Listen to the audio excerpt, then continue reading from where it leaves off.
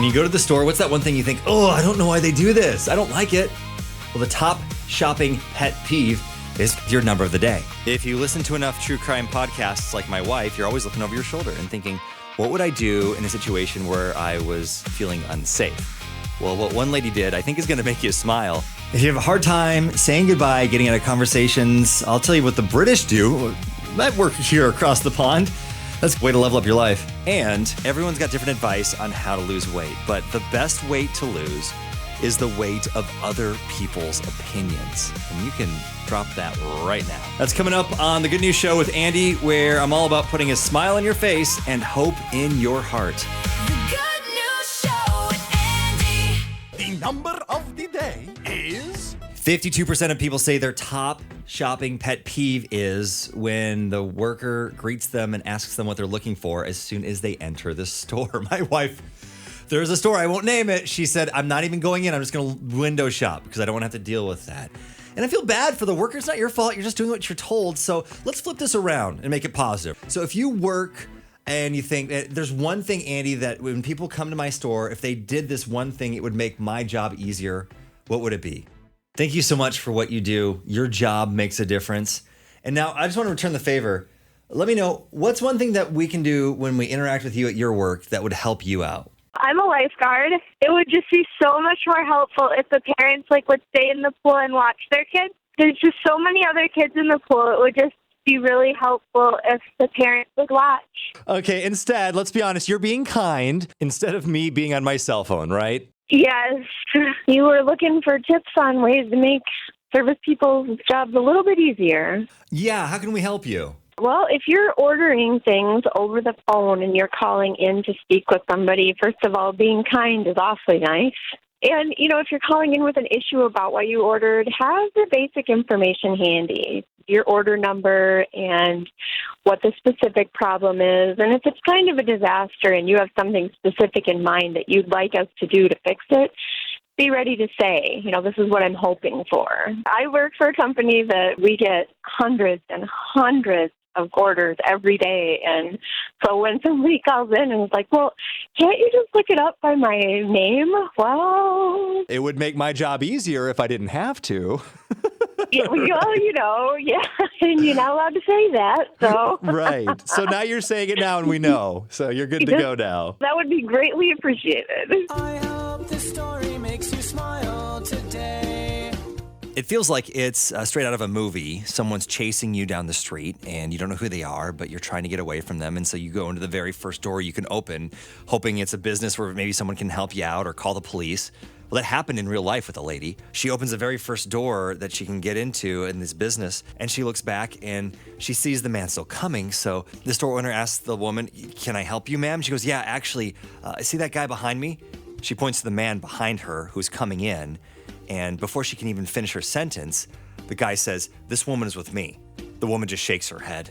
And the guy springs into action, stops this man who came in trying to chase the woman, and to the point where he, let's just say he says he was dealt with accordingly. When the police came, they had to bring a stretcher too because the guy had to go to the hospital before he was arrested. See, the lady didn't even see the sign of where she was going into. It was a karate dojo. And the man that she saw in the dojo was the instructor. If you ever go on Instagram and you see pictures of people's lives and you're like, oh, well, that's perfect. I'm not like that. I see this a lot with parenting and those kind of videos. And here's some good news. That's not real life. And you can work through your problems. As a matter of fact, it's okay to have problems. Jeffrey and Amy Ulrich talk about this in their book, The 6 Needs of Every Child. The secret to secure relationship is not that there are not wrong turns and missteps and moments when it honestly feels like everything is broken. The secret is to repair. It's saying this is hard. I mean, so many of us grew up in situations where there were hard things in our families, and then we all just went to bed and we woke up and it was as if nothing had happened. Or we're just going to keep soldiering on. And it's about facing those hard things head on and saying, I'm committed to make this right with you. And that might take years. I mean, that's a journey that we're on in our families and our relationships. But to be committed to that, to say, I don't want to leave this hard, broken thing in between us, and we can get through even this thing. That's where actually our families and our kids grow strong. Love it when you share relationship advice and you say it's all about the little things. There's actually a number of things that my wife does that remind me of when Jesus washed the feet of the disciples. And I just think about my wife and how she's a mom, and she's just continually doing things for us. She's the servant of servants, and her heart is continually before the Lord, and she's just an awesome mom and wife. Maybe it's time to outsource this thing. If you have a hard time getting out of conversations, here's the British way to do it and level up your life. So they have a perfect sentence that they use to politely get out of a conversation. What they'll say is, I do wish I could stay, but I really must be going. I guess the key to selling it is saying it loudly and cheerfully, and I suppose it wouldn't hurt if you said it with a British accent as well. I hope you believe it. It's true. We're just talking about how the world is a better place with you in it. You wanted to add to that, Cherie? And you can't put a price tag on hope. So you're right. You know, the world is a better place because God puts people in the time and space He wants them, and we're supposed to use our gifts and talents and abilities to bless others. Don't know if you've ever had one of those reactions to a song on this station that just, it made you cry. I've had some of those happen, and you almost kind of feel guilty about it, but you know, that's an emotion that God put in your heart. I think this is kind of cool too, because crying is an emotion. Sadness or joy or overwhelm, whatever reason you cry, it's kind of cool. Scientists have figured out that it, in effect, relieves pressure. Keeping emotions bottled up can quite literally create chemical imbalances in your brain and bodies. And one neuroscientist says the act of crying is like letting off steam. And Jesus talked about this in the Bible. He said, people that mourn, they will receive comfort. God's word has the roadmap for your life. In Genesis 1:1, God created the heavens and the earth. But my question was why? I mean, God doesn't need anything from us. He doesn't need the earth. He doesn't need a bunch of people here doing random things. The reason is because He is creative. His nature is to create. So the very first thing that He tells us about Himself is that He's creative. And luckily for us, He tells us that we are created in His image. And the first thing He said to a human was in Genesis 1:27-28. He says, "Be fruitful, do multiply, do replenish, do subdue, and have dominion." Be, do, have. Be plus do equals have. God is literally giving us the formula to live a life of success. And just remember, your desire to be better is God-given. You don't have to beat yourself up anymore when you eat too many scoops of ice cream or one too many handfuls of the M&Ms in the jar. Drew Dyke has this incredible book called Your Future Self Will Thank You, and he talks about self-control. Self-control, this is counterintuitive, but it's not something you can do by yourself. That is, you can't just kind of grit your teeth, pull yourself up by your bootstraps, and develop self-discipline, at least from a Christian perspective.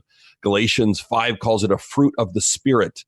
So in other words, this is something that you need to be connected to God in order to see grow in your life. Listen, we all do it, looking at our past and just saying, oh, I shouldn't have done that. What would my life look like if I didn't do that? I'd be in a much better place, and then just kind of live in that regret. But maybe this is a different way to think about it. If you look back at things you did in the past and you cringe, I think that's a good sign that you're growing. Hey, what's up? Hi, I'm just calling because I just wanted to talk to another Christian. I'm in a facility, a mental health facility, and nobody here professes the name Jesus, and I actually say that they don't do that here. And I just wanted to talk to another Christian and maybe pray together or something. Absolutely. Oh, my heart goes out to you. I'll pray with you in just a moment offline here. But I mean, if there's anyone else that's in the situation that you're in, just know this. I mean, the Bible says it pretty clear that the thing that helps keep anxiety from our life and out of our hearts is to not be anxious, but to pray and be thankful and give our requests to God. And He is going to be there with you. We all strive for it, but someone who is one of the best tennis players in the history of the sport, Roger Federer, said this recently at a commencement. Perfection is impossible.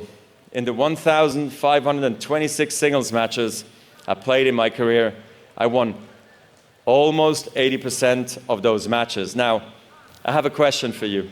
What percentage of points do you think I won in those matches? Only 54%. In other words, even top-ranked tennis players win barely more than half of the points they play. When you lose every second point on average, you learn not to dwell on every shot. You teach yourself to think, okay, I double faulted, it's only a point. Okay, I came to the net and I got passed again, it's only a point. Even a great shot, an overhead backhand smash that ends up on ESPN's top 10 playlist, that too is just a point. So and here's why I'm telling you this. When you're playing a point, it has to be the most important thing in the world, and it is. But when it's behind you, it's behind you. This mindset is really crucial because it frees you to fully commit to the next point and the next point after that with intensity, clarity, and focus.